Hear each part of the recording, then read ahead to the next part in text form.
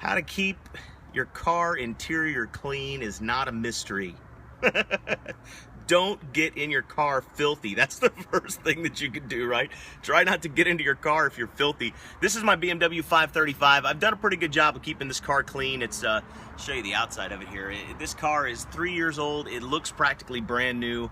I've done a really good job of keeping it clean, but I work really hard at it, all right? That's probably the first clue of how to keep your car's interior clean is don't let it get out of hand.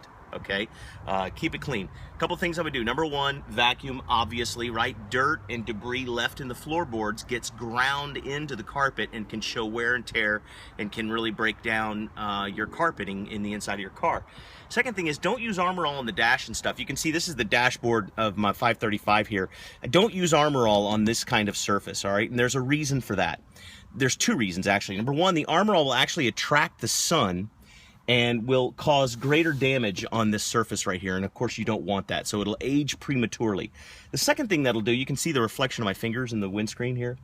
The Armor All will make this surface very shiny, and it will reflect off the inside of the windshield when it's sunny outside, and even at night, making it dangerous, right? It limits your visibility, and so nobody wants that, right? So on the interior surfaces of your car, the ones that are plastic or pleather or, you know, that kind of material, just take a damp rag. You know, I use the towel after I've dried my car, and I just come in here and I just run it over the surfaces, takes the dust off and that sort of thing.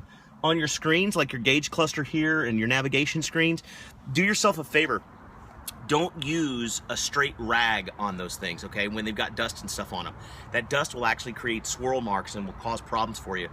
Instead, take a polishing rag, like the kind you use on your sunglasses, and wipe the dust off of it very gently, get all the dust off. And then if you have any kind of streaks or anything like that, you can take a 100% terry cloth towel, very lightly dampened with a spray bottle or something, and you can use that to get the streaks and things off. But for the most part, I don't do anything to those screens other than take my sunglass rag and very gently take the dust off of them, okay? As far as the leather, now this BMW's got leather surfaces on the seats, it's got leather on the doors and leather on the dash. For leather, I use a product called Lexol. Really good stuff. As a matter of fact, I'll show it to you. Lexol is one of the best products I've ever found. They do a really phenomenal job with not only the cleaning, but also the conditioning. This is my car care wall right here.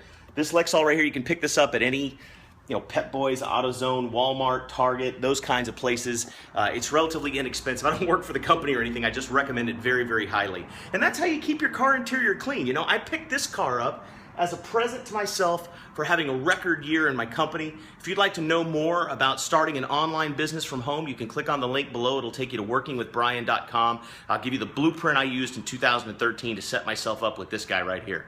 In the meantime, happy keeping your car interior clean.